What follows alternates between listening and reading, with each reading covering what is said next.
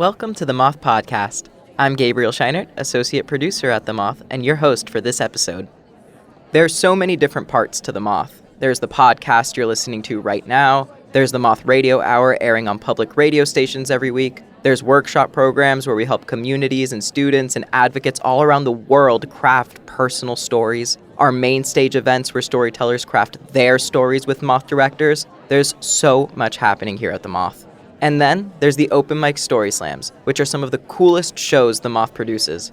At Story Slams, people put their name in a hat, and if they're one of 10 folks selected, they get to share a true, personal 5-minute story on stage without notes. If you've been to a Moth Story Slam, you know there's an energy to them. None of us know what's going to be told next, and there's a great sense of togetherness and community in the audience. Story Slams are special because it's everyday people telling these stories. From teachers to scientists to actors to doctors. At the last Story Slam that I went to, there was a garbage collector that was still wearing his uniform from the workday. One of the things that I love most about Story Slams is that you become closer to the community that you're a part of. To kick off this new year, we want to put a spotlight on these open mic Moth Story Slams that are open to everyone and produced in cities worldwide. It may be your New Year's resolution to tell a story, or maybe it's your resolution to come out and hear local stories and support your community. Our first story is all about that. It was told by Liza Cooper at a, you guessed it, Story Slam in New York City. Here's Liza, live at the Moth. They say that divorce is like a death, but I died during my 10-year-long marriage. The passionate, sensual, creative poet and writer was gone. And despite our bitter union, my husband and I, when we came apart, were quite amicable. We moved into a tenement building 3 stories apart because, after all, we had 3 beautiful beings between us. Our precocious 8-year-old son, Liam, our beautiful Siberian husky, Luna, and our sweet lap cat, Pablo Neruda. And things actually went pretty well. We had 50-50 custody, and our 3 kids went back and forth with relative ease. My ex and I got along better than we ever had before. So one night, about 10 months after we split, I was home in my apartment with my young son. My elderly dad was visiting. And I knew my ex was out on the town and that he had left our dog Luna home alone in his apartment. And I felt bad for her. I thought she'd be lonely and that she should be upstairs with us. And so I texted him that I was going to go get her. And I went downstairs and keyed open the door, and the apartment was dark. Luna started running toward me, and to my left I saw a big woman's purse. It was gaudy and garish and nothing like me. And as I was processing that, I heard a woman screaming. But it wasn't frightened screams. It was euphoric, pleasured screams. And I realized at that moment that my ex was in the shower with a woman. And a lot of feelings and emotion came to me at that time. But the most prevailing thought was, I want that. I want intimacy and closeness and sensuality and connection. And that in worrying about my dog's loneliness, I had discovered my own. And that night, I penned my first OkCupid online dating profile after a decade of being married. Soon after, I got an interesting note from an interesting man, and we met up. And we liked each other. We connected. And we started dating. And we connected on a lot of different levels: intellectual, political, emotional, and physical. It was really nice. He was a writer and a musician. And we saw each other. we got each other, and we saw the best things in each other. And we started to open up windows in the other. And he started to write music again, which he hadn't done in a long time. He wanted to perform on the stage, which he also hadn't done in a long time. And I started to write poetry and short stories. And I was realizing that that sensual, creative poet was coming back to life. We were even writing stories together as co-creators. It was pretty cool. But there was something that I wanted to take him to that I had written about in my OkCupid profile. As a fellow writer and person of depth and storyteller, I wanted to take him to the Moth Storytelling Hour. And I knew he'd love it. And so I looked at the upcoming topics, and there was a topic on baggage coming up in a couple of months. And I thought that was perfect because, to be honest, I thought he had a lot of it. So I scored us some tickets, and we went to see the Moth Baggage here at Housing Works. And it was amazing. We loved it, and we analyzed all the stories. We had the same favorite. And afterwards, we went back to his place, and we were sitting and talking. And then very suddenly, he turned to me and said, "I feel like I'm wasting your time." That hit me like a bullet. You see, because we had a few small problems, but we had one big problem. He was a die-hard bachelor. He wasn't a fan of monogamy, much less love or long-term. And even though we shared strong feelings for each other, we both knew that I didn't need to have all those things at that particular moment, but eventually I would. And so he said that he had something else to tell me, that he loved the Moth. And that, in fact, he wanted to tell a story at the Moth, at the next slam. And that it would even feature me and about why we couldn't be together. And I had that same feeling that I had standing outside my ex's bathroom door when he was in the shower. A Moth story? I want that. So today I'm almost 50, I'm divorced. I have a little boy who wants to spend less and less time with me. And that creative, passionate, sensual writer and poet has returned. And I've realized that sometimes it's the people you don't end up with that can be your biggest influence.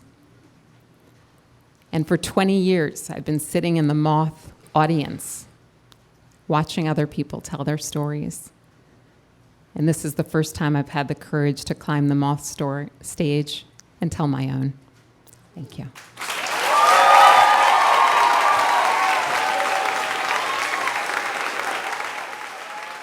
That was Liza Cooper. Liza is a mom, writer, storyteller, and photographer who uses words and images to capture grief, joy, and resilience in the everyday. Outside her day job, she spends time helping women over 50 find love as a dating coach.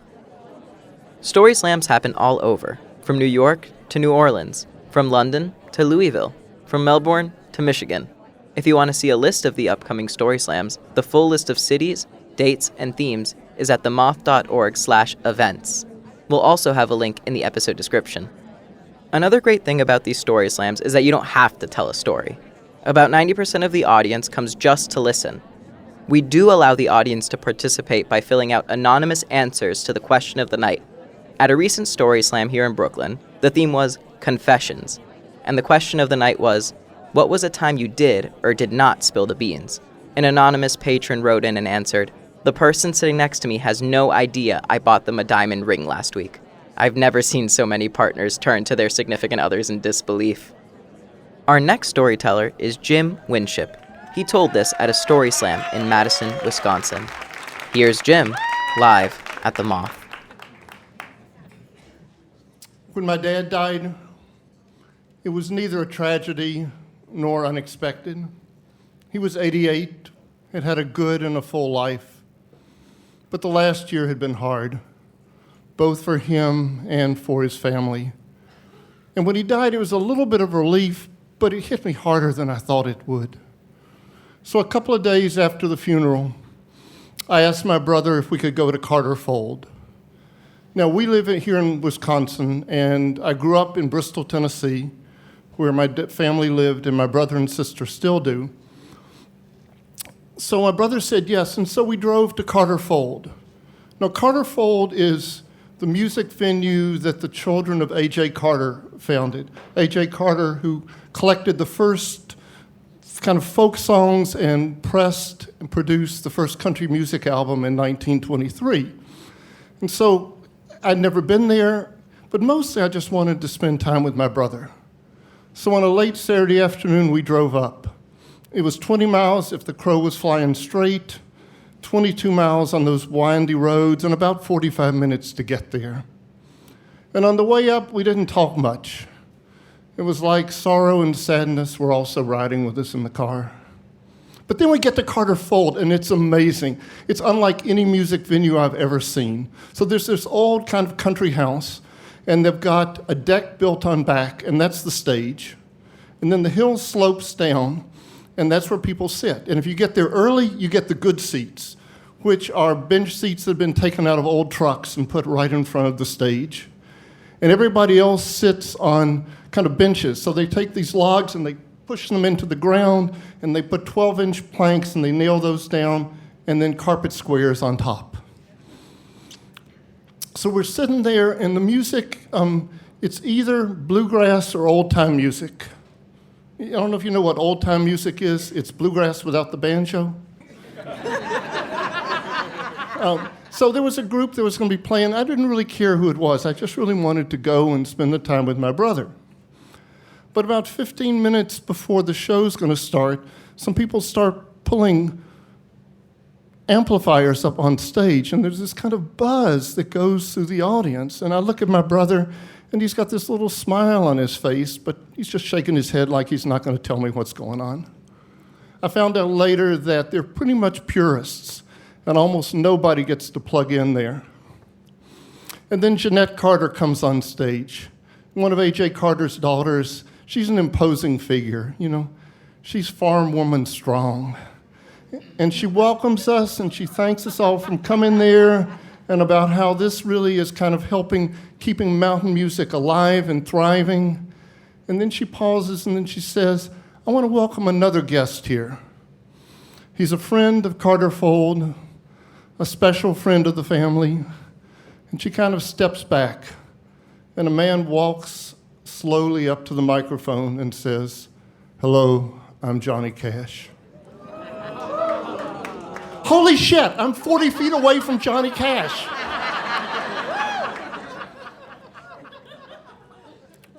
So Johnny sings Big River, and then he calls June out. And June Carter Cash comes out. I mean, this woman's a goddess. And they sing Ring of Fire. And after they do that, Johnny says, you know that part that has the Mexican trumpets? That came to me in a dream. And then June steps back, and Johnny pulls a chair up to the microphone and lowers it down and gets his guitar and sits down and says, Bruce Springsteen sings one of my songs in concert, so I thought I'd sing one of his. And so he sings Highway Patrolman. It's a story song about brothers, and about one of them, who's a police officer, kind of puts his job aside to let his brother go free.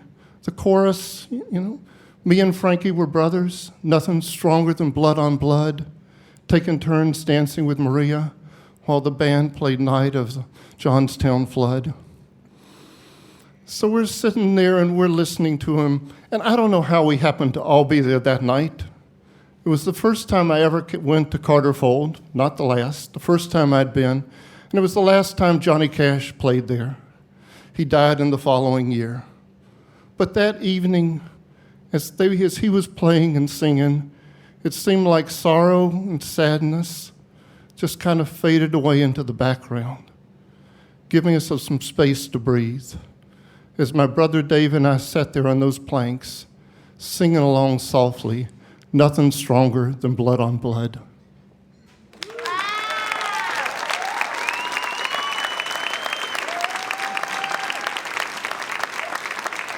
That was Jim Winship. Jim is a documentary filmmaker, a social worker and retired social work professor, and an oral and digital storyteller. That's it for this episode. We'd love for you to join us at an upcoming open mic story slam. Throw your name in the hat for a chance to tell a story, or just come to listen. Every storyteller needs a listener. For locations and dates of all our Moth Story Slams and all our other shows, just visit themoth.org/events. From all of us here at The Moth, we hope to see you and hear your story soon. Gabriel Szajnert is an associate producer at The Moth, who will not let you forget he's from Miami, even though he's from Broward. This episode of The Moth Podcast was produced by Sarah Austin Jeunesse, Sarah Jane Johnson, and me, Mark Szajnert. The rest of The Moth's leadership team includes Sarah Haberman, Jennifer Hickson, Meg Bowles, Kate Tellers, Marina Cluche, Suzanne Rust, Brandon Grant Walker, Leanne Gully, and Aldi Kaza. The Moth would like to thank its supporters and listeners. Stories like these are made possible by community giving.